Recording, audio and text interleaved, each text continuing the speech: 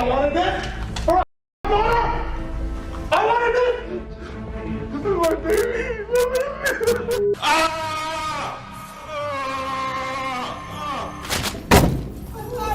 Let me!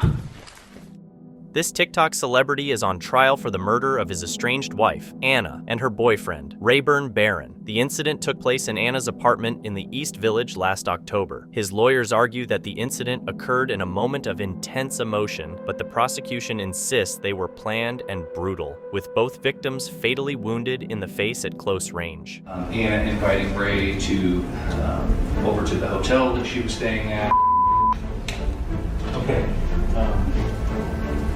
Mr. Boulevard? Yes, sir. I'm sorry, this is news to me. During the trial, the accused has had several outbursts, reacting strongly to the judge's words and police testimonies about his wife's alleged affair. Inject your own to this story. We're gonna take a break. You think I wanted this? All right, I wanted this! Who the are you? Mr. Boulevard? Mr. Boulevard, I need you to stop. My life is destroyed! Mr. Boulevard, I need you to stop. I created this! Mr. Boulevard, I need you to stop. He became especially emotional when shown autopsy photos and was scolded by the judge for his conduct. This is my baby! Police discovered 113 rounds of ammunition on him. It's reported that Anna wanted to leave the marriage after multiple domestic abuse incidents. Investigations also revealed that although the accused had moved out, he had secretly placed a listening device on their daughter's iPad to eavesdrop on Anna. This trial is still ongoing. Philip Chisholm intensely disliked his teacher, which led him to commit a horrendous act by ending her life. Throughout his trial, he displayed no emotions, even as the judge addressed him. The courtroom was filled with emotional people as the trial unfolded. The jury found him guilty of first-degree murder, noting the murder was premeditated and exceptionally brutal. Number 2013-1446001. The jury, having returned a verdict of guilty of murder in the first degree on deliberate premeditation and extreme atrocity and cruelty, you will hearken to the sentence the court has awarded against you. The court, having duly considered your offenses. The court sentenced him to stay in the Department of Youth Services until he turns 21. After that, he will serve a sentence at the Massachusetts Correctional Institution at Cedar Junction, ranging from at least 25 years to a possible life term. It is hereby ordered that you be committed to the Department of Youth Services until the age of 21, and furthermore committed to the Massachusetts Correctional Institution at Cedar Junction for the period of not less than 25 years and not more than life. Philip Chisholm will continue to serve his sentence as ordered. When one defendant didn't show up in court initially, the judge had a lot to say. I just missed 14. I got caught up Thanksgiving and absolutely forgot. What am I supposed to do? What does the victim in your case, the ones are mine? This wasn't just because the judge was upset. He was defending the victim's rights. I have to answer to them. They say, Judge, he doesn't pay. What are you doing about it, Judge? What are you doing? The judge deserves praise for enforcing the law, putting the victim's rights first, and stressing the need for responsibility in the legal system. At the Jefferson County District Court, a standard probable cause hearing for 26-year-old Cody Jones turned into a viral event because of something Cody Jones did. Cody Jones appeared in court for attempted murder following a July 2022 incident where Louisville Metro Police were called to a house in southern Jefferson County due to a stabbing. The violence was reportedly over a stolen blanket. The victim managed to escape and was quickly taken to a hospital with serious injuries to his neck and back, though they were not life-threatening. We took photographs of the scene, we collected 3 knives, and we also collected his shirt that he was wearing. During his probable cause hearing, the atmosphere in the courtroom was tense. Cody Jones, who was being held on a $250,000 bond, was about to find out if his case would go to trial. His lawyer, Cameron McCoy, was representing him when the situation intensified. Officer Adam Metler took the stand and shared the harrowing details of the attack, which marked a pivotal moment in the proceedings. Did the victim make any statements as to the attempt to... He stated he was asleep on the couch. The suspect awoke him, saying that he had his blanket, produced a knife, and attempted to stab him, and the suspect proceeded to stab him multiple times while he said he was going to kill him. During the cross-examination by defense attorney McCoy, Cody Jones's behavior changed from calm to visibly agitated. He whispered to McCoy, clearly upset by the questions being asked of the officer. Where was the room? So did the incident allegedly happen in? Ask the question, I'm not normal. You gotta ask the question, I just asked you.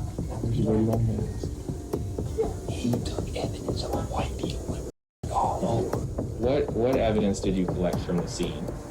We collected As the tension in the courtroom rose, defense attorney McCoy pushed for a reduction in Jones's bond. Interestingly, Jones himself appeared to be against this move, adding an unexpected twist to the proceedings. Quarter mil fine. I don't want to argue.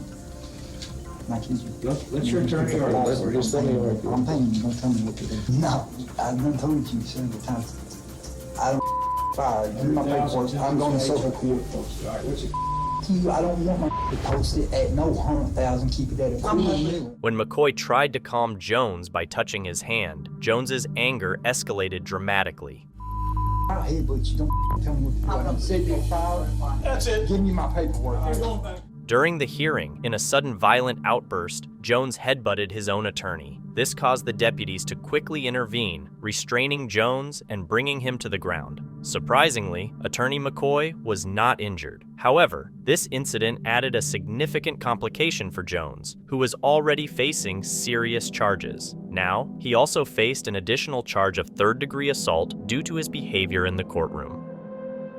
Andrew Golden and Mitchell Johnson, at the ages of 11 and 13, carried out a shocking attack on their school in Jonesboro, Arkansas on March 24, 1998. The plan started with Golden asking to leave his class and pulling a fire alarm. He then met up with Johnson in a wooded area near the school. As their classmates and teachers exited the building, responding to the alarm, Johnson and Golden began firing. This terrible act resulted in the deaths of 4 students and a teacher, and 10 other students were injured. The boys were apprehended shortly after the incident, and authorities found them with 13 fully loaded firearms, including 3 automatic rifles and 200 rounds of ammunition. Yes, sir. What is your full name? Mitchell Scott Johnson, sir. What is your date of birth? And, sir, I did not pick her out or anybody else that day. Were the names of the individual? Honestly, I don't remember, period. Was this Dawn Johnson by face when you saw her? Yes, sir. And did you know Brittany ran 6 rifle 5 times, correct? Yes, sir. And you stopped it because you ran out of ammunition? I got mad and lost my temper, and I just ruined this morning.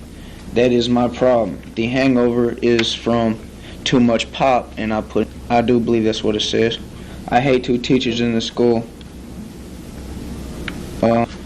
The 2 people I hate are Miss Somebody. The van used by Andrew Golden and Mitchell Johnson was found with a lot of supplies, a crossbow, and several hunting knives, all taken from Golden's family's collection of weapons. Both boys had grown up around firearms. Golden even participated in shooting competitions through a local weapon club. Since they were only 13 and 11 years old at the time of the incident, Arkansas law did not allow them to be tried as adults. Instead, they were declared delinquent and sent to juvenile reform facilities until they turned 18, the age when they could no longer legally be held with younger minors. However, in response to this case, Arkansas purchased a facility in 1999 that allowed the state to keep them until they were 21. Johnson was released in 2005, but later ended up back in prison for different charges. Golden was released in 2007 and passed away in 2019. That's what we would have to expressly agree to do in order to have the stand. Given this cause will be the truth, the whole truth, nothing but the truth. I do. Would you state your name? No, I will let you go back and add to an answer you previously given. Is that understandable? After the tragedy in Jonesboro, Arkansas changed its laws to allow the imprisonment of young offenders convicted of severe crimes beyond the age of 21. In this video, a female prisoner loses control in a courtroom. She tries to break free from her handcuffs and ends up being lifted off the ground by police officers. She keeps trying to kick and escape. This happened in a Nevada courtroom, and the entire incident was recorded. The woman became upset after the judge sentenced her to jail time. I got kids and let me go. I got kids and responsibilities. Come on. Oh, let me go. Let's go, come on. No, let me go. Let me go. Let me go. Quit resisting. Come on. At one point, she jumped up and wrapped her legs around a marshal's neck. It took 4 marshals to hold her down, and one of them got slightly hurt during the struggle. This behavior definitely didn't help her case or reduce her sentence. In fact, it probably made things much worse. Acting out like that often doesn't help. In the hot summer of 2015, Kayla Norton and Jose Torres became infamous for their hateful actions. These members of the Ku Klux Klan, driven by racial hatred, interrupted a peaceful birthday party. We're looking into how their behavior at this child's celebration resulted in severe punishments from Judge William Milan. This incident occurred in July 2015, just a month after the Charleston church attack, where 9 African-American churchgoers lost their lives in a hate-driven assault. The incident sparked a heated discussion all over the United States about the appropriateness of the Confederate flag in today's society. During this time, Kayla Norton, Jose Torres, and their associates created a group called Respect the Flag. They attached Confederate battle flags to their pickup trucks and set out on what they termed a flag ride through Douglas and Paulding counties. African-American guests at a child's birthday party reported a group of trucks with passengers yelling racial slurs and making threats. The attendees, who were mostly African-American, were shocked as members of the Respect the Flag group, including Norton and Torres, started to intimidate and terrorize them. Out on 5 trucks of white guys with rebel flags. They got knives and yeah. The group got out of their trucks and waved their Confederate flags and a loaded weapon aggressively at the partygoers. Thankfully, no one was hurt before Norton, Torres, and their group were identified and arrested.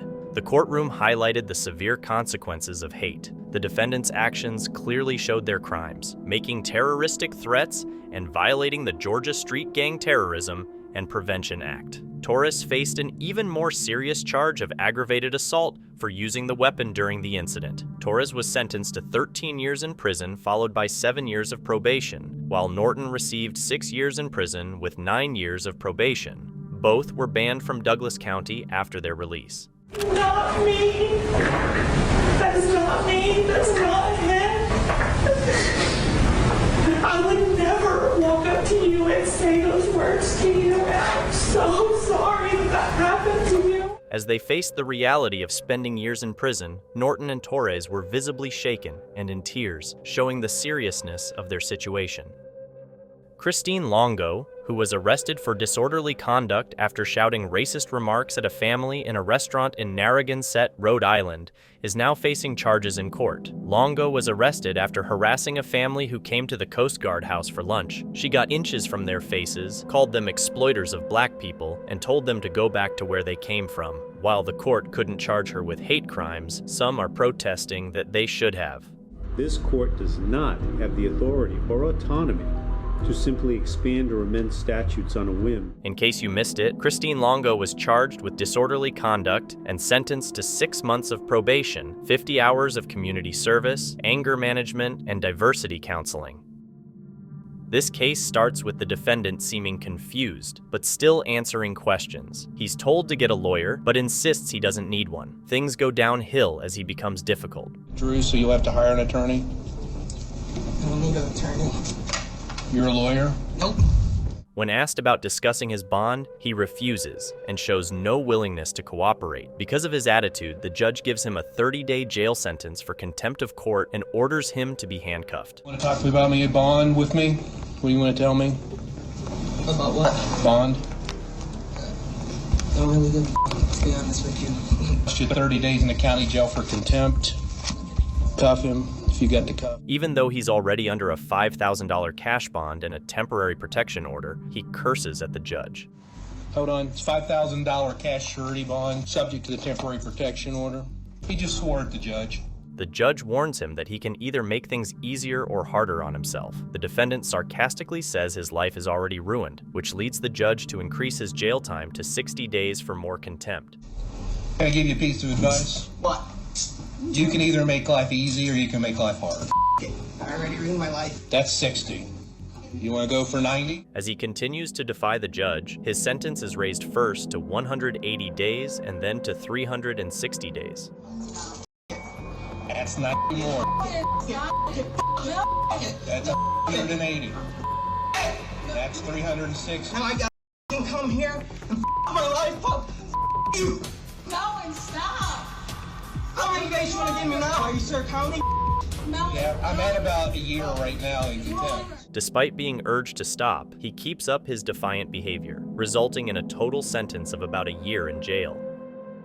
Devin Erickson, involved in a school attack near Denver, received a life sentence without the possibility of parole. At 20 years old, Erickson was found guilty of first-degree murder for ending the life of his classmate, Kendrick Castillo, and faced 45 additional charges from the 2019 incident at STEM School Highlands Ranch. The jury learned that Erickson and another student, Alec McKinney, had been planning the attack for weeks. McKinney, who testified during the trial, said the plan was to go after students who had bullied him for being transgender. After hearing moving testimonies from those who survived the attack, Judge Teresa Michelle Slade extended Erickson's life sentence by adding hundreds of years. Erickson showed no emotion as the verdict was announced. Looking at life without possibility of parole and countless years. However, he became emotional, and his voice cracked when the judge gave him a chance to speak right after his family members expressed their love for him in their testimonies. We acknowledge receipt of the complaint and waive any further reading and advisement at this time.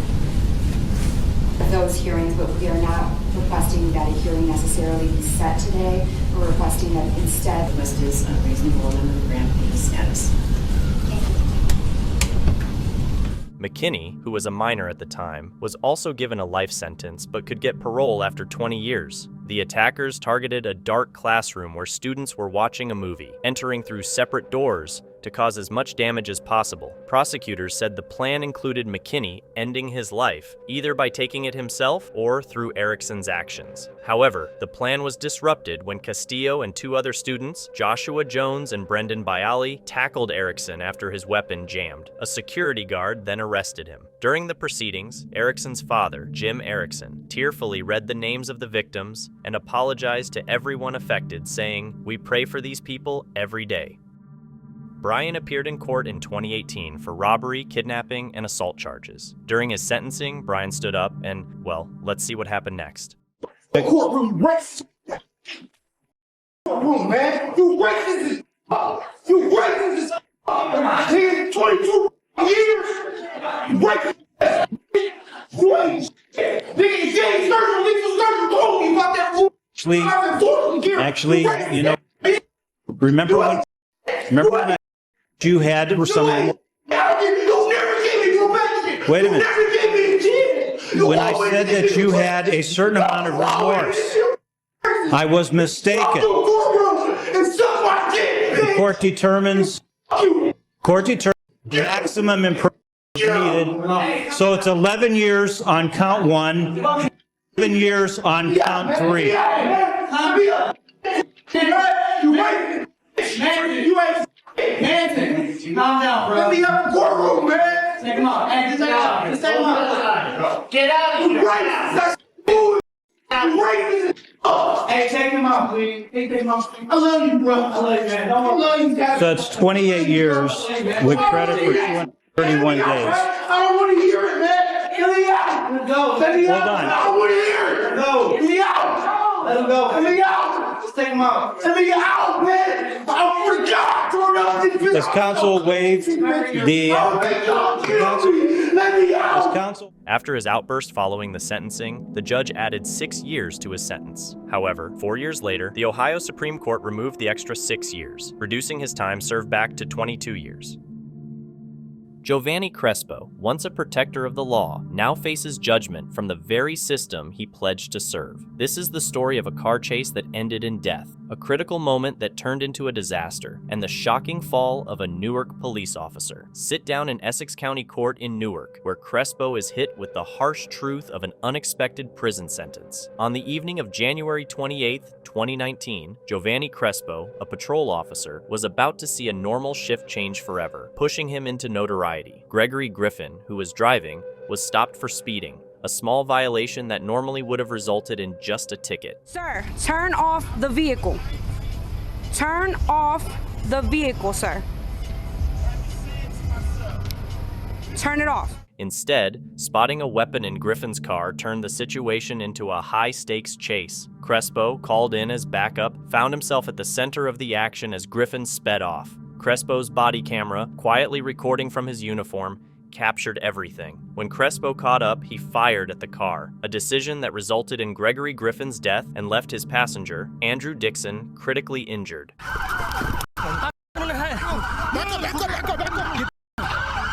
Crespo fired at a vehicle that was not an immediate threat, violating the rules for using deadly force. A 10-week trial began soon after, turning the courtroom into the place where Giovanni Crespo's future would be decided. Prosecutors argued that Crespo had no regard for Griffin's life, particularly since Griffin was not posing any immediate danger. Whether or not there's a gun in the car, and there was a gun in the car, is not justification to shoot somebody in the back of the head and somebody else in the face. However, his defense team argued otherwise.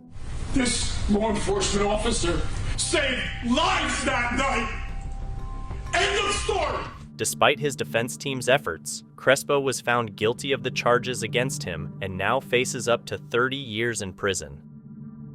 James Holmes is a notorious name. On July 20th, 2012, he caused a massive tragedy in a Century 16 movie theater in Aurora, Colorado. The trial drew international media attention, and after being found guilty, Holmes awaited his final sentencing. During this, District Attorney George Brosher argued against the defense's claim that Holmes was innocent due to mental illness. Brosher questioned whether mental illness should shield someone capable of making decisions, emphasizing that no sane person plans a massacre in a theater, but that insanity does not excuse the consequences of one's actions. In the courtroom, Deborah Cave disagreed loudly with Brosher, claiming mental illness is real and that he was wrong. Mental illness is everything. I'm the biological mother. She's the surrogate. They took it away from me. Her outburst led to her being found in contempt of court and sentenced to 3 weeks in county jail. This story takes us to Overland Park, Kansas, where a 2014 act of terror hit close to home. Frazier Glenn Miller Jr., a former KKK member driven by a lifetime of white supremacist beliefs, committed a terrible hate crime that shocked the nation. As he received his life sentence in the Johnson County District Court, Miller reacted with unrepentant anger. Born in 1940, Miller's life was filled with racist propaganda and conspiracy theories. He started the Carolina Knights of the Ku Klux Klan in the early 1980s, which later became the White Patriot Party. His groups were known for their paramilitary activities and aggressive intimidation of minorities, leading to legal issues and a federal court order stopping his paramilitary operations. One God, one race, one nation, so help us God Almighty, white power! On April 13th, 2014, in Overland Park, Kansas, Frazier Glenn Miller Jr. drove to the Jewish Community Center of Greater Kansas City, where families were attending a youth singing competition. Without saying anything, Miller started firing, ending the lives of 14-year-old Reet Underwood and his grandfather, Dr. William Corporon. He then went to a retirement center in Village Shalom and ended the life of Terry Lamano. Miller was arrested shortly after the attacks near a local elementary school. He was reportedly shouting anti-Semitic slurs and declaring Heil Hitler as he was taken into custody. In 2015, Miller was charged with capital murder and attempted murder. Representing himself during the trial, he showed no remorse and seemed more focused on promoting his hateful beliefs. After a highly emotional trial, Miller was found guilty on all charges, including capital murder. He was sentenced to death for his crimes. And for your conviction for capital murder, you will be transported to the Kansas Department of Corrections to carry out the sentence of death by. When Miller heard his sentence, he reacted defiantly. He launched into a tirade filled with anti-Semitic slurs, continuing to show the same lack of remorse he had displayed throughout the trial. Just get the hell out of here, go back to myself, and wait for phase 2 if you're not going to give me a fair trial. You won't even answer a simple question. What the hell with you? Miller, you're making it impossible for me to explain what was on my mind and my specific intent. Therefore, by extension, you prevent me from getting a fair trial, and you're guaranteeing a guilty verdict. He also told the judge and prosecutor, "If I had known you and you were there, I would have probably shot you too."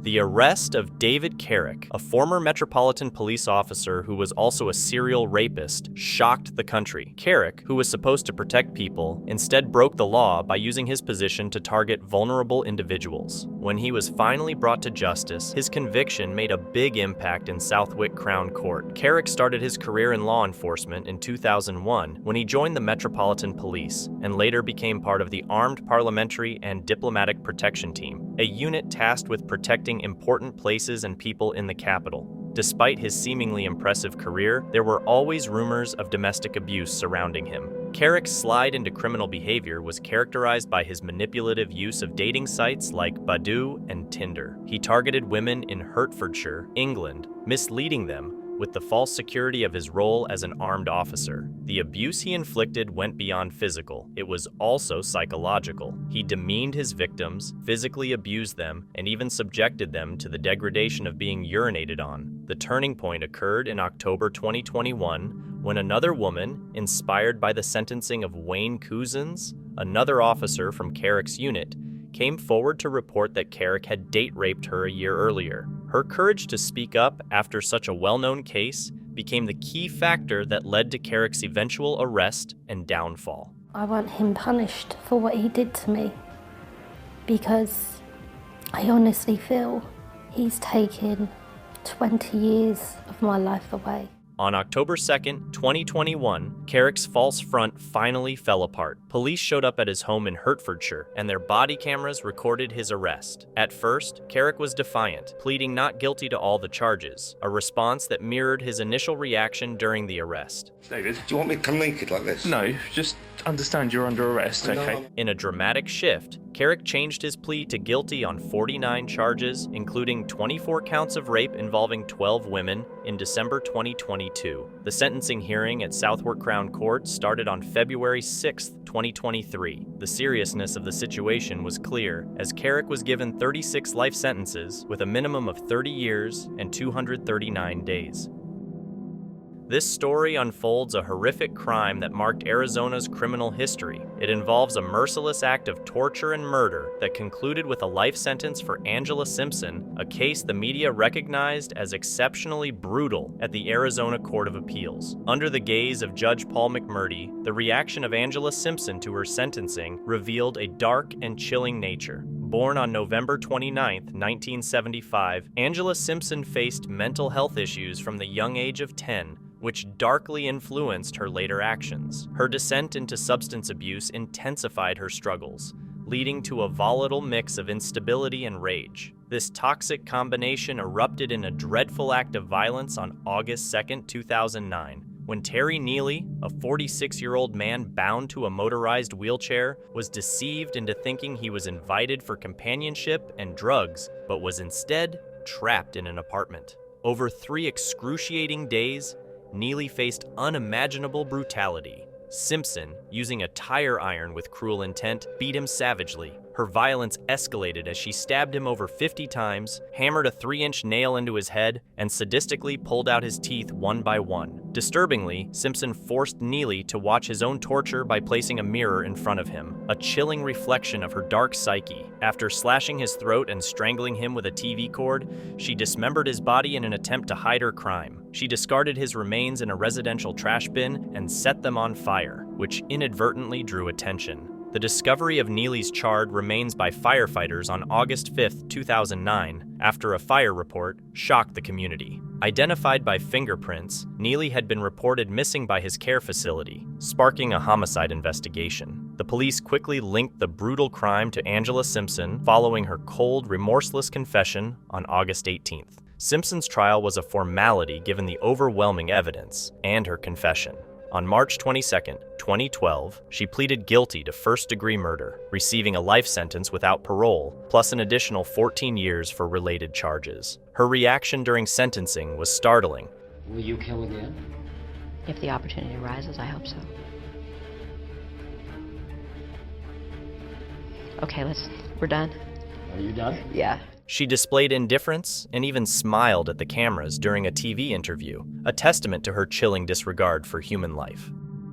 Next, we have Michael Ray. Michael showed up in court for his bond hearing and really just made things worse for himself. Listen to what he says to the judge. County's requesting $25,000 full cash behind all charges. Looks like the alley.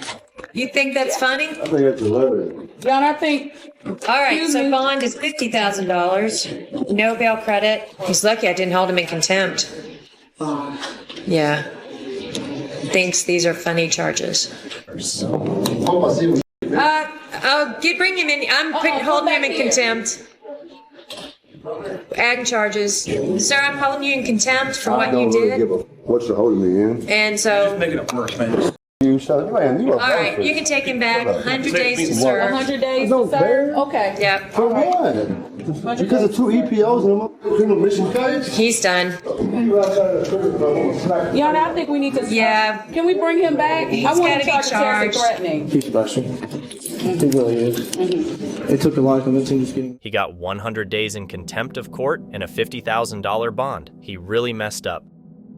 Leticia Estosio, a judge, was arrested for DWI after she was found on the side of the freeway with 2 flat tires, leading to her initial detention. After failing to appear for her scheduled court date, an arrest warrant was issued for her. During her court proceedings, despite her legal expertise and eloquent speech, Estosio struggled to effectively argue her way out of the charges. Her knowledge of the law did not lessen the seriousness of her situation. Estosio was sentenced to 180 days in jail, reflecting the court's decision to impose a direct jail term rather than probation. Estosio discussed her struggles with alcohol, noting that she had never been formally ordered to complete an alcohol treatment program, which is why she had never proved completion of one. Since that a person would be placed on probation, and this is again in the People v. Porpora decision, is substance abuse, which apparently has been the overarching concern here, that I have a problem with alcoholism.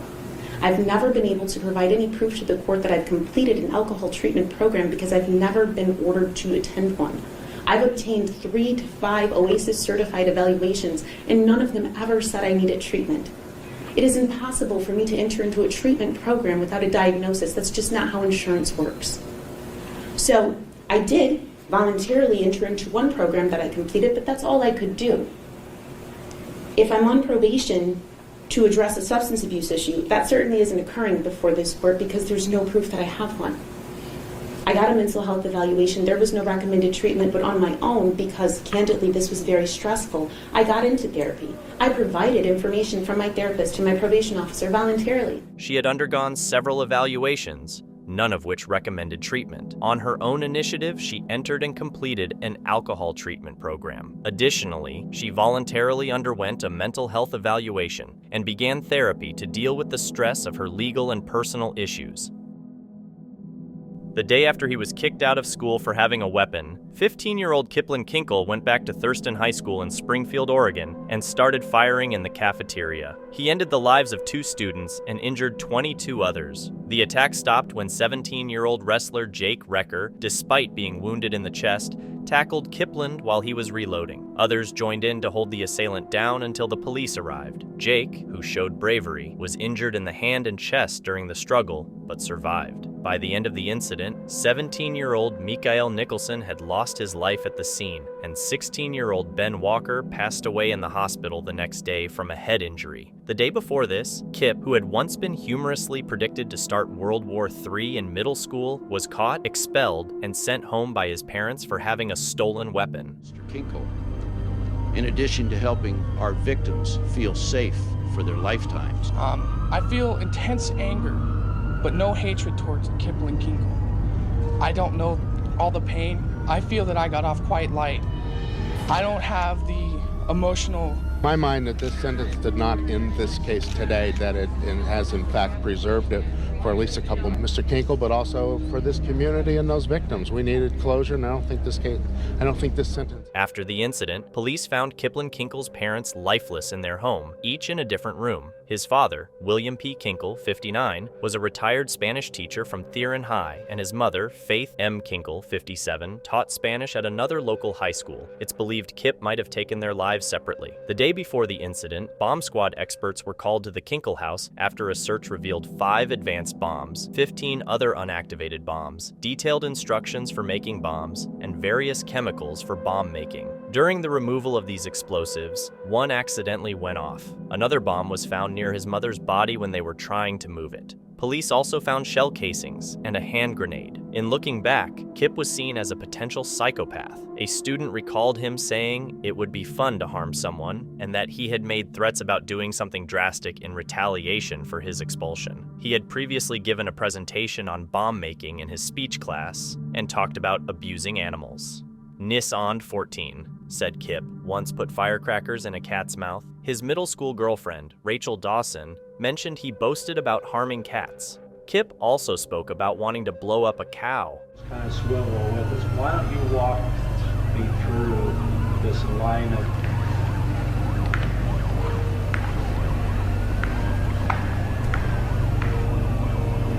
Did you ever change guns? I think I struggled to get. How about the 22 Ruger semi-auto pistol? Taken off the clip. You recall which clip was in the rifle? The 50-round clip. So you started. In November 1999, he was sentenced to over 111 years in prison without parole. This hearing starts with an ex-wife asking for more child support from her ex-husband, who she thinks makes about $100,000 a year. I'm not 100% sure, but I think it's almost close to 100,000, give or take, maybe 10 to 15. Okay. So I feel like I get a measly $600 a month from him. I feel like something's not right. The ex-husband, a mechanic, says he earns $90,000 in a good year. What is it that you do? I'm a mechanic. Okay. All right. So you said 90 on the high end. Yes, ma'am. When the judge asks the ex-wife about her job, she reveals she doesn't work and has no plans to start, explaining she used to be a stay-at-home mom and now lives with her mother, who pays for their living expenses. This surprises everyone in the courtroom. What do you do during the day? Nothing. You don't want to work? No. So you're just living off of his child support? I am. We were living with him, and I was a stay-at-home mom. He made the income. Okay. But you can work now, right? I can, but. So it's no but you can go get a job, right? I could, but I'm not going to. My rent's free, my food is free. My mom's the homeowner. We don't have to pay nothing. The judge becomes more sympathetic to the ex-husband, seeing him as the sole financial provider. The ex-wife's unwillingness to work affects the judge's decision. Despite her hope for more money, the judge acknowledges the ex-husband's contribution by providing health insurance for the child, which slightly lowers his child support payments. So what I'm going to do is give you credit actually for the health insurance coverage for the child. So that will slightly bring your child support down. And monthly, yes, slightly. It's still expensive. $1,093 a month is what he would pay in child support. That's it? That's it. Well, it would be more if you get a job. He would pay more if I got a job? No, it would be more for the child if you got a job.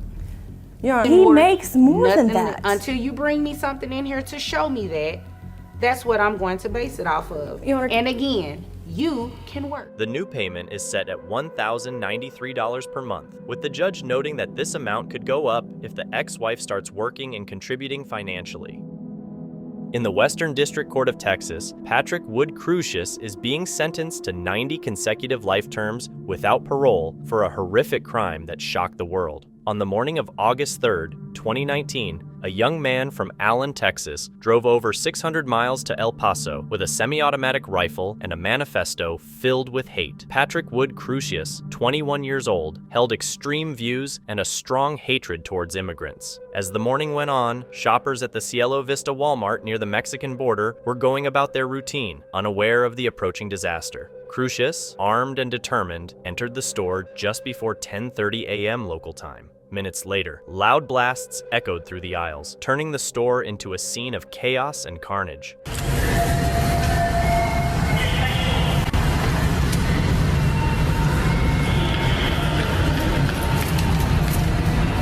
The store manager's emergency alert led to a quick evacuation, with customers and employees either seeking refuge or fleeing in terror. First responders arrived within 6 minutes, a rapid response that likely prevented more casualties. Crucius was arrested without incident at a nearby intersection. His rampage left 23 dead and 22 injured, including American, Mexican, and German nationals. After the incident, the Manifesto Crucius posted online just before the attack became a key part of the investigation. It exposed his motivations rooted in white nationalist beliefs and his intent to target the Latino community. In the immediate aftermath, the El Paso community was plunged into mourning, and the nation had to face the harsh reality of hate-driven violence. Following the lead that I've heard from the El Paso Police Department, where they say there are strong indications that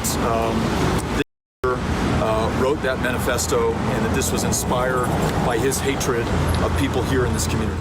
Patrick Wood Crucius was charged with capital murder, and federal authorities began a hate crime investigation due to the clear racial motivations in his manifesto. As the case went on, Crucius pleaded guilty to 90 federal charges, including hate crimes and firearms offenses. This plea deal let him avoid a possible death sentence, resulting in 90 consecutive life sentences without parole.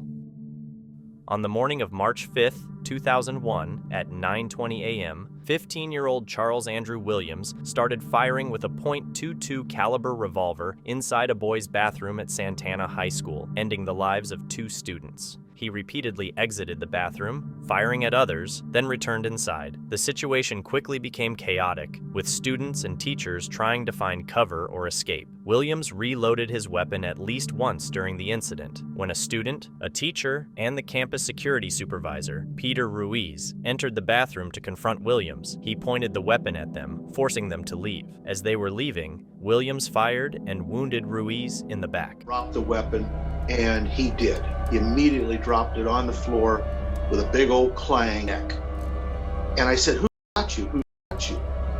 And he said, "Andy, when everybody else is crying and running and screaming, you've got to kind of think. You got to." 2 off-duty police officers who happened to be at the school when the incident occurred were alerted. They were positioned at opposite ends of the school. One of the officers approached the bathroom where the incident was taking place and called for backup. Soon after, additional police arrived and stormed the bathroom, finding Charles Andrew Williams kneeling on the floor with the weapon in his hands. He told the officers he was alone. Williams surrendered and was taken into custody. He was responsible for ending the lives of 2 students, 14-year-old Brian Zucker and 17-year-old Randy Gordon, and injuring 13 others. To avoid going to trial, Williams pleaded guilty to all charges on June 20th, 2002. On August 15th, 2002, he was sentenced by a California judge to 50 years to life in prison as an adult. Adrian Bronner was in court after a woman accused him of assault, but the judge brought up a completely different issue while he was there. I don't know what you guys want to do. I'm answering the questions.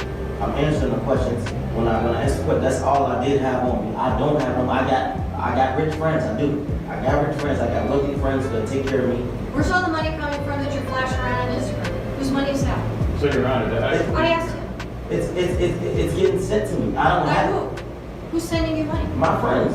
They're sending you. Why would they send you money? Because I asked them. I need. Listen. I got a big heart. I'll show you. I got a big heart. And when I did have money and everybody asked me for money, I gave it to them. And now that they see me that I need help, if I ask, so tell us who's sending you money. My friends. I can ask Devontae Davis, Al Heyman. I can ask Steven Espinosa. Bronner seemed to have thought it through, but he still didn't give the judge a straight answer, which led to this happening. Taking that long to answer these questions. No. What I'm saying is this. After the fight, I can just pay them. That's irrelevant to me. You know what? I'm not interested. I'm not here to listen to people say I'm going to give you the money here and there and disregard every court order in the interim. This is a problem, Mr. Bronner, because you have ignored basically every order I have given you. And now there is a punishment. I've given you extensions. I've given you time. I trust you're going to get this done well before your January fight.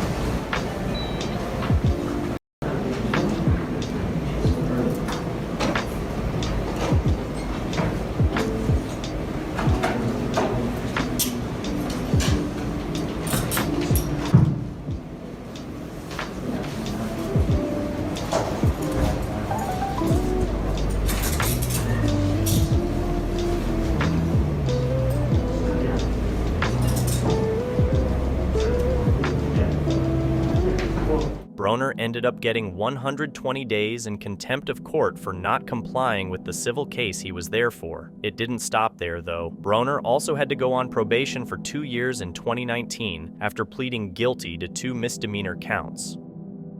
A problem arises in court when the team realizes that the elected county prosecutor, who should be there, is missing. The defense attorney objects to going on without her. Judge Wolliver recognizes the objection, but mentions a prior phone call where it was agreed that the prosecutor's absence was acceptable, suggesting they can proceed as planned. I would object to going forward anyway right now without the elected county prosecutor who's on this case. But she chose not to be here. But that's not accurate, Judge. Okay, okay, your objection's noted. We had a phone status conference 2 weeks ago in which Ms. Schiffel... Your objection is... Not convinced by the judge's explanation and reassurance, the attorney expresses his dissatisfaction and takes a significant stand. He announces he won't participate in the proceedings without the elected prosecutor, criticizing the judge's decision to move forward and questioning his control of the courtroom. Okay. I'm not going to participate in this proceeding without the elected county prosecutor. I think this is a sham that you're going forward. You're going to sit here. You were told about her unavailability and specifically told her on the phone not to cancel that appointment, that it wouldn't be... Judge Wolliver then gives the lawyer an ultimatum, stating that the lawyer can choose to be present or not, but the proceedings will continue either way. Still upset, the lawyer leaves the courtroom, withdrawing from further involvement in the case. If you want to be here for the decision, that's your business. Your Honor, I think this is outrageous. You're going forward up. Despite his dramatic departure, the case goes on without him. Next, we have Steve St. Felix. He was in court for making an online death threat. He had threatened to eliminate all Republicans, and his outburst in court didn't help his case at all. Cameras out here, man. I know Marco Rubio, Nelson B.S., Manny B.S., Manny B.S. Jr., Carlos Rufino. That better go get Cuban sellers, bro. Get out of here, man. Get him out of here, man. Gotta bury my family. That's torturing my son. Mr. Story told me, man. That's torturing my son, man. I got 2 sons, man. That's torturing my son, man. Get him out of here, man. All right, cameraman. All right. Uncle Rubio, Miami, right? Right, that's right. After his outburst in court, Felix stayed in jail on a $500,000 bond. He later entered a diversion program for his mental health. Now, we have a man from Wichita who kept disrespecting the judge until she had enough. You raised your voice at me. Oh my God. You raised your voice to me, I raised my voice to you. You just on the road. I appreciate Mr. Gaines making my point. You punk. Very well received. Maggot mother. And I don't think I have to take insults from I know. You. He's a tough guy now. But I think you'll be a after I get sentenced, punk. I think Mr. Gaines is forfeit to me. I'm ready to go. I was ready to go. You punk. I'm talking. You. Take out of the courtroom. He's a maggot. Yeah, you're a tough guy. He's a maggot, punk. You should have died when you was a baby. Yeah. Maggot. Anytime, Mr. Gaines. Shut up. Because of that, he received 100 days in contempt of court and was also charged with the murders he committed. This next defendant acts like he's having a mental breakdown. Initially, everything appears normal, but as soon as his lawyer begins to speak, he starts causing chaos. Reason to believe that competency is an issue in this case. Well, I was going to say, this mother...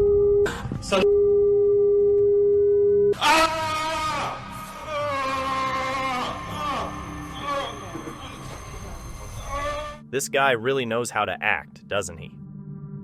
In Atlanta, a tragic love story unfolded, overshadowing the city's vibrant hip-hop scene. Sierra Harp found herself embroiled in a national scandal after her relationship with up-and-coming rapper Raheem Grant, known as Red Breezy, turned deadly. This drama played out in the Clayton County Superior Court, with Judge Robert Mack presiding. Raheem Grant, celebrated in Atlanta's hip-hop community as Red Breezy, was not only a rapper, but also a respected recording engineer and music producer. His life, however, met a tragic end in 2017. Sierra Harp, initially a fan who had approached Grant for an autograph and a job, eventually became closer to him, leading to the birth of their daughter, Angel Grant, in November 2014, despite their separation at her birth. As 2017 ended, Harp, having been evicted, moved into Grant's home. What was meant to be a refuge quickly turned into a scene of constant conflict, fueled by Harp's jealousy. Following his mother's advice, Grant began to record their disputes on his cell phone, a decision that would later reveal the harsh reality of their last deadly confrontation. On the evening of December 29, 2017, in Fayetteville, Georgia, a distressing 911 call reported a bloodied Sierra Harp clutching her daughter. Investigators at the scene found a bloody push knife in Grant's residence along with his cell phone, which contained crucial unseen evidence. In a neighbor's house, they discovered an AR Ruger LCP registered to Grant's family, which Harp had taken with her when she fled. The prevailing assumption was that Grant had attacked with the knife and Harp had fired the weapon in self-defense. However, Grant's mother, Geraldine Grant Bryson, disputed this account. She argued that her son was never violent toward women and described Harp as an obsessive ex, with Grant merely trying to maintain a relationship with his daughter. This tragic case stirred the hip-hop community and captured public attention as the court sought to untangle the truth of that fatal night.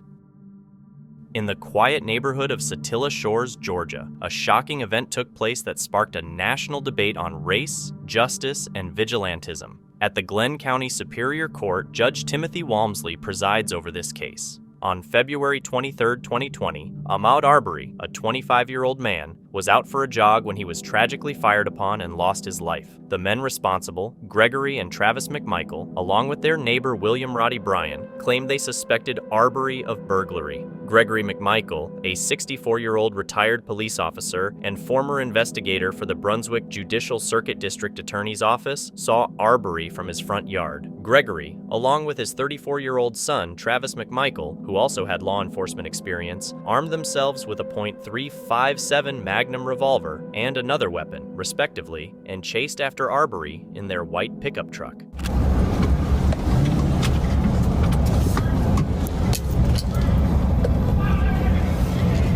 The McMichaels claimed they recognized Arbery from security camera footage that had been shared among neighbors. The footage showed a man wandering around a nearby house under construction. They suspected him of being involved in recent burglaries in the area, although there was no evidence linking Arbery to any such crimes. Been caught on the camera a bunch before. A guy like the father and son duo decided to take matters into their own hands, starting a chase that would end in tragedy. The chase reached its climax when Travis McMichael got out of the truck with a weapon. A confrontation followed between Travis and Arbery, who struggled over the weapon, ending with Arbery being fired at 3 times. Despite admitting that they had pursued and confronted Arbery, no arrests were made that day. The McMichaels claimed they acted in self-defense and were attempting a citizen's arrest. Travis gets out with and runs up there, and I said, Travis, don't do anything. The guy turns and comes at him, and they start wrestling. And Travis around it. It wasn't until 2 months later, when the video of the incident recorded by Bryan was leaked, that the case gained national attention. Within days, the McMichaels were arrested and charged with murder and aggravated assault. Bryan was also arrested, as his involvement in the chase and recording of the incident implicated him in the events leading to Arbery's death. Police have arrested and charged 2 white men for the killing of 25-year-old Ahmaud Arbery, an unarmed man who was shot while jogging in his neighborhood back in February. In November 2021, all eyes turned to the Glenn County Courthouse. The prosecution argued that the McMichaels had no immediate knowledge of any crime committed by Arbery, which weakened their claim of attempting a citizen's arrest. The defense maintained that the McMichaels were within their rights to perform a citizen's arrest. Travis McMichael testified in his own defense, claiming that Arbery had attacked him and grabbed his weapon. He had he struck me. It was obvious that he was that he was attacking me, that if he would have gotten from me, then it was this is a life or death situation. Travis McMichael, his father Gregory McMichael, and their neighbor William Roddy Bryan were found guilty of murder in the death of Ahmaud Arbery. The McMichaels were sentenced to life in prison without the possibility of parole, plus an additional 20 years. Bryan was sentenced to life in prison with the possibility of parole after 30 years.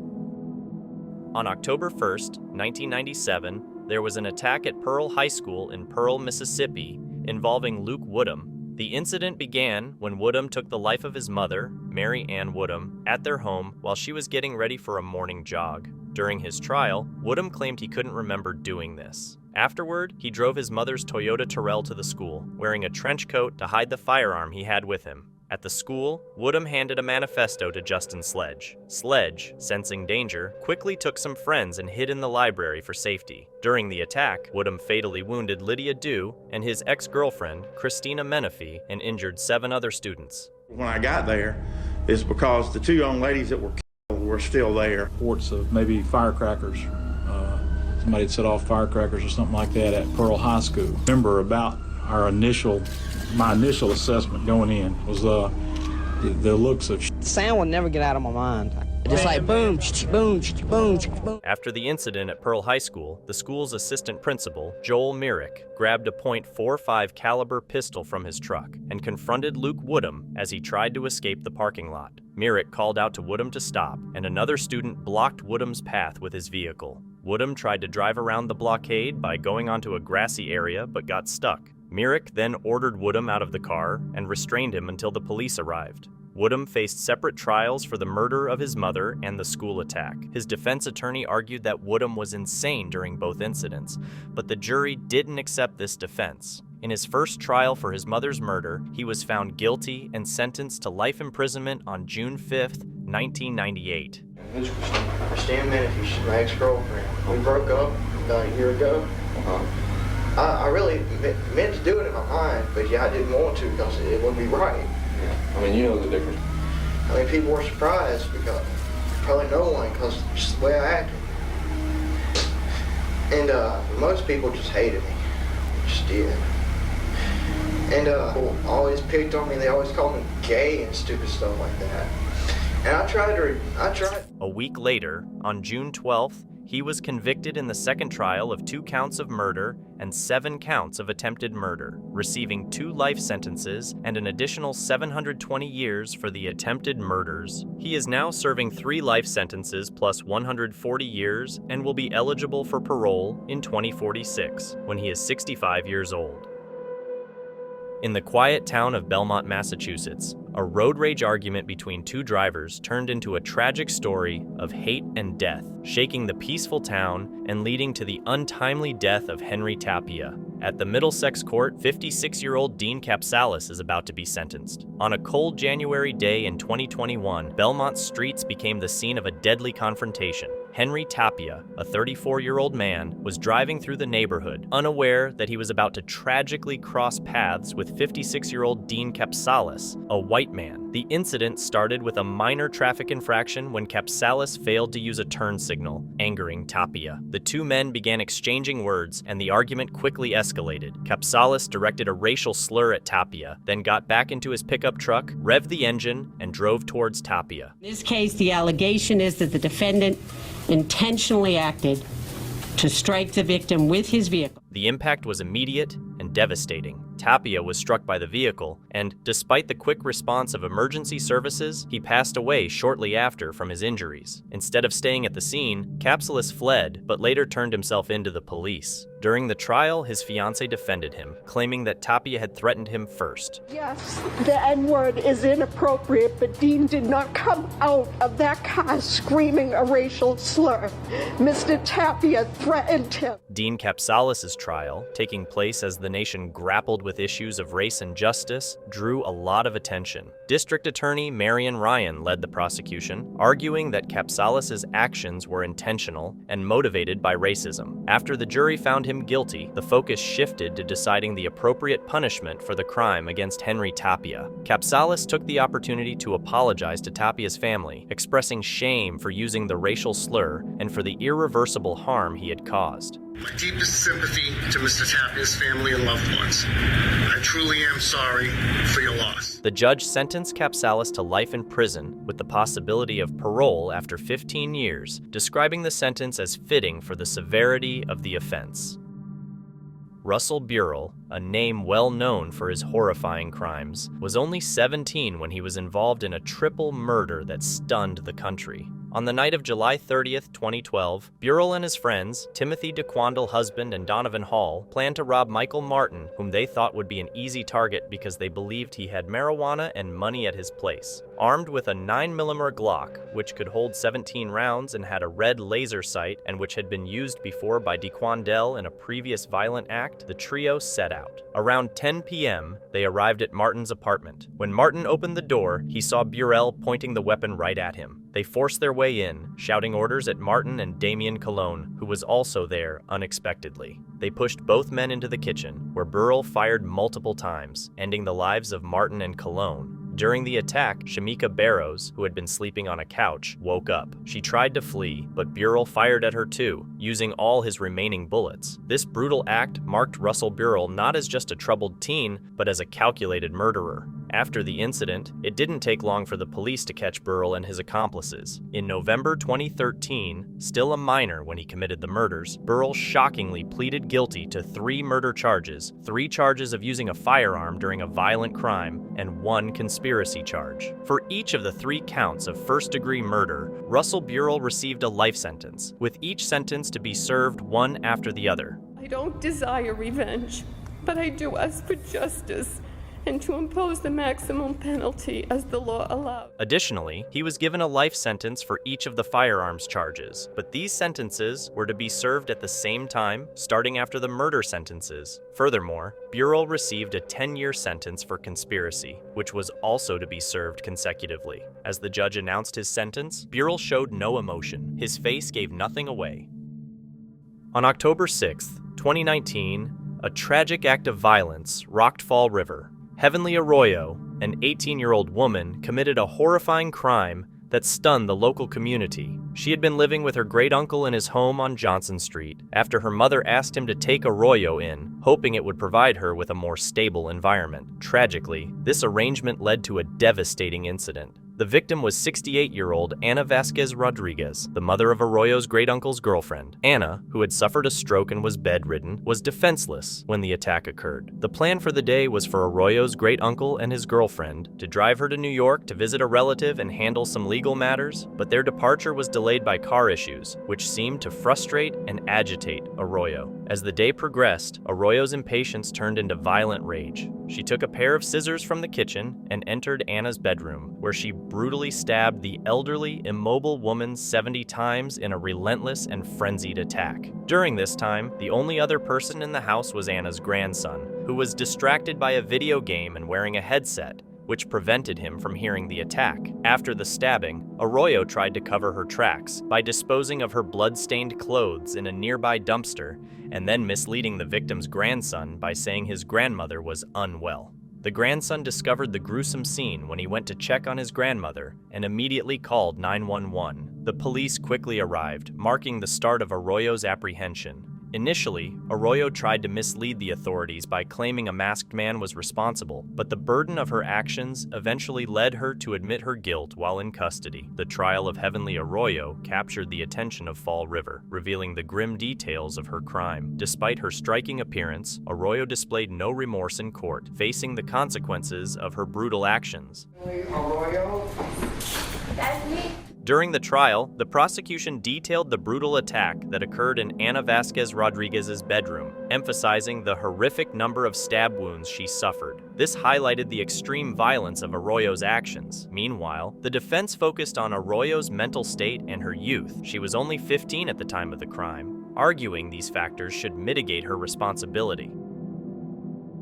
Teenage boys sometimes engage in mischief, but it rarely escalates to serious criminal activities that could harm others. This incident, however, is an exception. On October 28, 2017, 5 teenagers, McCaden Payne, Trevor Gray, Alexander Miller, Mark Seclency, and Kyle Anger, congregated on an overpass on Dodge Road in Vienna Township for a perilous activity. They played a game called Overpass, where they threw rocks at passing cars, calling a hit a dinger and scoring points that supposedly translated into money. During this game, Kyle Anger threw a rock that smashed through the windshield of a car driven by 32-year-old Kenneth White. After realizing the impact of their action, the group fled to a local restaurant. The situation seemed under control until one of them was questioned the next day at school but was released. The gravity of their actions hit them when they learned through the news that Kenneth White had passed away from the incident. Panic ensued, and they exchanged texts like, "We could go to prison for life for this. Everyone lay low and no one ratted us out, and no one saw us. If everyone shuts up, we won't get caught." However, the police traced the vehicle they used to flee the scene, leading to their arrest. The teens were charged with second-degree murder. 4 of the 5 teens accepted a plea deal, reducing their charges to manslaughter. Kyle Anger, who was directly responsible for the fatal throw, pleaded guilty to second-degree murder. The judge overseeing the case showed little sympathy for Kyle. How much of that do you need to teach people don't throw rocks over an overpass at moving traffic? Tennis, the victim, left behind a devastated fiancé and 4 children. During the court proceedings, his mother spoke directly to Kyle, addressing him about the impact of his actions. You have destroyed not only my life, or his life, you destroyed mine and my family, and his family, and his kids. And yet you still have not said you sorry for what you've done. You have savaged no remorse whatsoever. My heart breaks and aches every single day since his life has been taken from him. Kyle ended up serving 39 months in prison and was released in January of 2021. Jaleel Hoskins appeared in court accused of taking the life of his girlfriend, Latrice Mays. The mother of 5 disappeared suddenly in March 2013, and her family has been searching for answers ever since. Although she vanished abruptly, Hoskins initially said he had nothing to do with the murder. I have nothing to do with the murder. I have nothing to do with the disappearance. In a sudden change, Hoskins quickly changed his plea after hearing the strong evidence and witness statements against him. The turning point happened when his own cousin testified, bringing an unexpected twist to the case. After the domestic or whatever happened, I guess she, after they left, she said she was going to tell the police that he stabbed her about doing it. Doing what? I guess he choked her or something. Did he say he choked her? Next, a dear friend of Hoskins stepped forward to testify. I did her, I need some help. I can't carry her by myself. The police dash cam footage showed them responding to a call from Latrice, who reported Hoskins for abuse. Overwhelmed by the evidence, Hoskins pleaded guilty to murdering Latrice Mays and tampering with evidence. As a repeat offender, Hoskins was concerned Latrice would tell the police about his assault on her children's father, which led him to end her life. Originally facing an open murder charge, he was sentenced to life without parole. Latrice had cooperated with the police, fearing she might lose custody of her children, which ultimately contributed to Hoskins' conviction. Given his criminal history, he received the maximum sentence of life imprisonment. This is Officer Norris, who arrested a man named Eddie Hall in Kentucky for driving under the influence. Were you aware that the passenger was drinking? At the time, no, but since then, yeah. The only issue, he had absolutely no proof of it. We're aware that he had an open container with him. I don't recall. So the case went to court, and the lawyer questioning the police officer had some surprising strategies that shocked everyone in the courtroom, including the judge. Any supplemental reports other than the uniform citation in this case? Just what I have. So you have memorialized the events that have occurred in these 2 sheets of paper. Is that a fair statement? Yes. In his opening statement, Eddie's friend Lewis, who was in the car with him, had this to say. He started going towards his house, and we got pulled over. Just minutes from his house, 15, 20 minutes after he picked me up. I had an open container in his truck, drinking it. That's my fault. While Lewis admitted to having an open drink container in the car, he insisted that Eddie was not the one drinking, according to his claims. He didn't drink a thing. I know that for a fact. It was me drinking. When Eddie took the stand, he mentioned that he was slightly overspeeding right in front of a park that was closed. And I was passing this park that was, I pass this park to and from work every day. and I knew it was closed. I know there was a speed limit, but I might have been going a little faster than normal, but I wasn't really paying attention to my speedometer. He then explained that at first, it took him a few seconds to realize that the police car was flashing its lights at him. I didn't know it until like 5 seconds of looking up in the rear view that he turned on his lights and he was turning around. And by that time, I came to the stop sign, and then I was like, oh, I'm getting pulled over. Eddie boldly claimed that the officer who approached him seemed intent on charging him with a DUI, despite having no evidence that he had been drinking. That's when I was approached by an officer who seemed to be like trying to get me for a DUI right from the get-go. The accused was brought before the lawyer and the questioning resumed.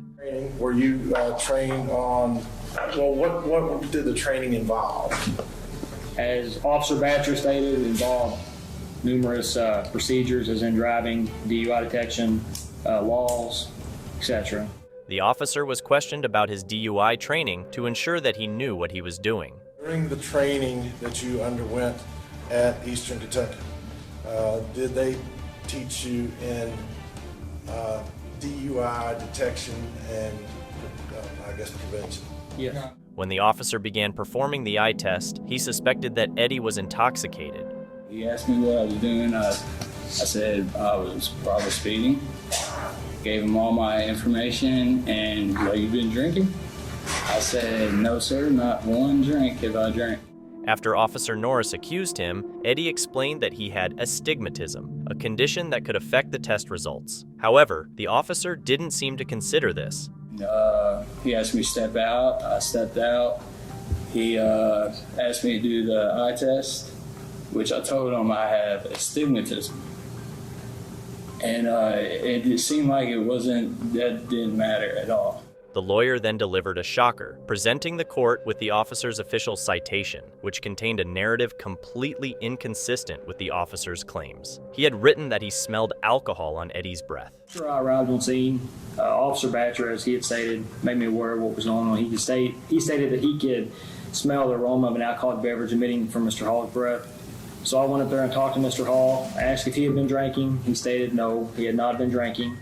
However, the citation also noted that the man was not slurring his speech or exhibiting bloodshot eyes, both of which are common indicators of intoxication. Citation that his eyes were bloodshot and glossy, right? Correct. You're aware that a very common indicator of impaired drivers is slurred speech, right? Yes. And he did not have any slurred speech? No.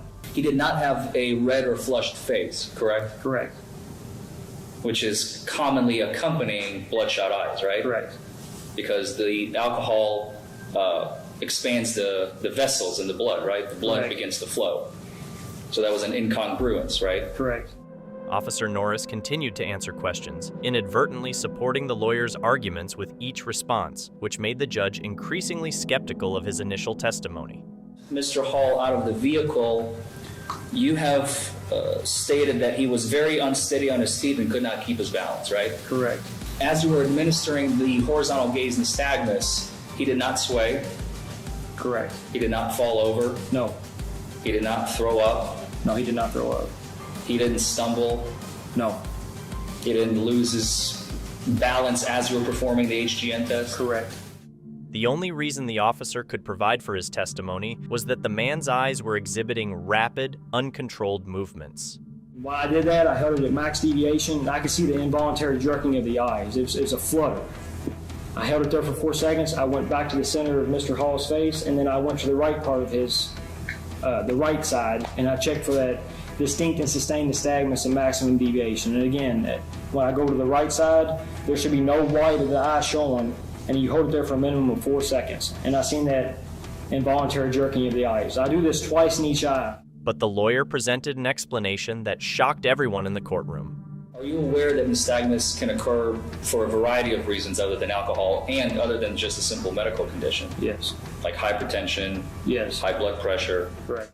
The attorney pointed out Eddie's astigmatism, criticizing Officer Norris for ignoring Eddie when he initially mentioned his condition. Officer Norris attempted to defend himself, claiming he knew the signs to look for, but the lawyer quickly countered his argument. Learned what type of nystagmus to look for. Correct. Are you an ophthalmologist, Officer Norris? No, sir.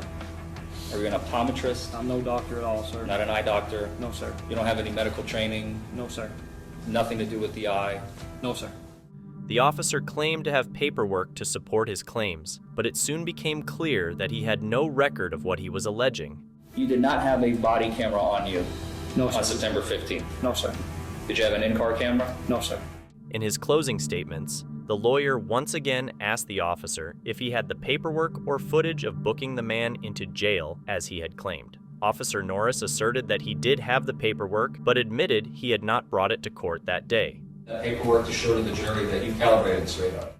After all the proceedings, Hall was found guilty of speeding and fined $100. However, regarding the DUI charge, the jury declared him not guilty, indicating that the officer's claims were unfounded.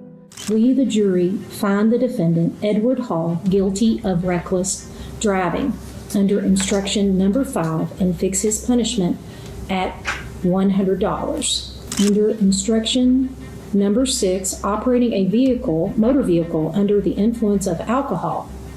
We, the jury, find the defendant, Edward Hall, not guilty of operating a motor vehicle under the influence of alcohol under instruction number 5. This case highlights how police can sometimes accuse someone of something they didn't do. Ricky Hand was charged with multiple thefts in Ohio, having gone on a spree of robbing local convenience stores at midnight and escaping with extra cash. His spree ended when he targeted John's drive-thru. Surveillance footage showed the shop owner preparing to close for the night, unaware that an armed Ricky was sneaking into the building. As Ricky approached the door, the armed shop owner fired to deter him. After the unsuccessful robbery, the shop owner immediately called the police, reporting the incident and a man being injured. Ricky hesitated for a few days before checking himself into the hospital for the bullet wounds he got at John's drive-thru. It was there that police arrested him and started questioning him about that night. I just didn't try to rob John's drive-thru. You got every time. Ricky was sentenced to 40 years for committing several robberies in Springfield, Ohio. In a sudden outburst of emotions, he threw bottles filled with excrement and urine at his own lawyer, which significantly affected his case. Ricky faced additional charges for throwing bodily waste at his lawyer and deputies in the courtroom, and he was also charged with 5 counts of harassment. These charges, along with obstructing official business and retaliation, further complicated his legal situation and diminished his chances of obtaining bail. During a normal arraignment in Ohio in 2013, Burks was told about her plea options: guilty, not guilty, and no contest. 3 pleas available to you today: guilty, not guilty, and no contest. What plea would you enter? I'm not guilty. The judge explained the charges against her, which were domestic violence and assault, and confirmed that Burks couldn't contact the alleged victims, including her grandfather, with whom she lived. The judge also told Burks she couldn't return to her home where another victim, Mr. McRae, lived. This news upset Burks greatly, leading to an emotional and angry exchange with the judge. If you live with Mr. McRae, you cannot return to that residence. Oh, but how you just gonna tell me I can't go home though? What? How you gonna tell me I can't go to my home? I just did. Her behavior and responses were seen as disrespectful and disruptive, resulting in a contempt of court charge and an initial 30-day jail sentence. Well, then you're in contempt, young lady, and you've got 30 days. So you're not going. You're not what? Whoa, whoa, whoa! Get back! Get back! Burks kept arguing, ignoring the judge's warnings and the initial sentence. Her continued defiance caused the judge to increase her sentence repeatedly during the hearing. That's 60 days. So what? 90 days. So? 120 days. Okay, and? 180 days. You got anything else to say, Miss Burks? That's 300 days. By the end of it, her contempt of court sentence had grown to a total of 300 days due to her ongoing and escalating arguments with the judge. Tyrell Webster, known as the notorious Tri-State Killer, is about to be sentenced for the murder of Grover Cleveland Watson Jr. in East Price Hill. During the sentencing, the victim's family, including Watson's legally blind sister, speaks to the court, sharing their pain and asking for justice. Watson's sister mentions that her brother lost his life on her birthday, adding to their grief. And he was taken from us on my brother's birthday, which hurts very, very much. Throughout the family's statements, Tyrell Webster smirks and laughs, showing no remorse. Do that matter? Yes, it does. His behavior is particularly noted when Watson's sister asks where he is standing so she can address him directly. Despite Webster's dismissive behavior, Watson's sister speaks powerfully. She initially expresses a desire to forgive him, but as she sees his mocking demeanor, her tone changes. She tells Webster that his smile will not last forever, implying that justice will be served and his life will change dramatically in prison. But when I heard the story on the news, the first thing I did after I could close my mouth was just to ask God to forgive you, because you didn't know what you were doing. Just so you know, he's laughing right now. I really don't care about it, because you know what, you laughing now, but the moment they get you behind those prison walls for the rest of your life, you will be somebody's girlfriend, and that smile will no longer be on your face, it will be tears. Judge Jody Lubers sentences Tyrell Webster to 18 years to life in prison, reflecting the seriousness of the crime and Webster's attitude during the trial. Marlena Pavlos Hackney disregarded Michigan's food regulations during the pandemic at her restaurant. As a result, she received multiple fines and ended up in court in March 2021. She does have understanding problems of the English language. Sir, apparently you have problems with the English language. After her unlicensed legal advisor was sentenced for contempt, Marlena Pavlos Hackney reacted poorly and interrupted the judge while being sworn in. This was a significant mistake. Request. Ma'am, I will address you. If you would like to go out of order, we'll start this 93 days from now. The judge strongly criticized her, condemning her attempt to control the courtroom. She then told Pavlos Hackney that she could have things her way only when the court changes into a Burger King. Well, this isn't Burger King. When the sign changes to Burger King, you can have it your way. Right now, this is my courtroom. Yikes! After she refused to take the oath again, Pavlos Hackney's new attorney stepped in and requested a private conversation with her before moving forward with the proceedings. She's not taking the oath. Do you wish to proceed, or would you like to speak with her before we proceed? Afterwards, Pavlos Hackney was fined $15,000 and spent several nights in prison.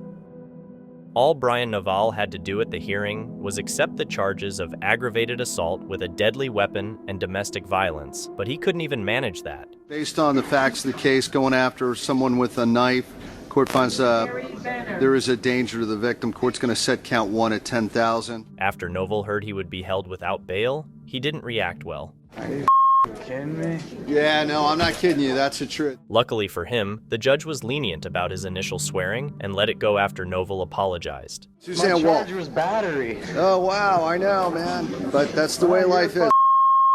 As the judge tried to move to the next case, Novel decided it was the perfect time to insult him. The judge ordered Novel back, and Novel foolishly repeated his insult. Multiple times, the judge tried to give him a chance to stop, but each time, Novel blew it. So what did you just say when you walked away?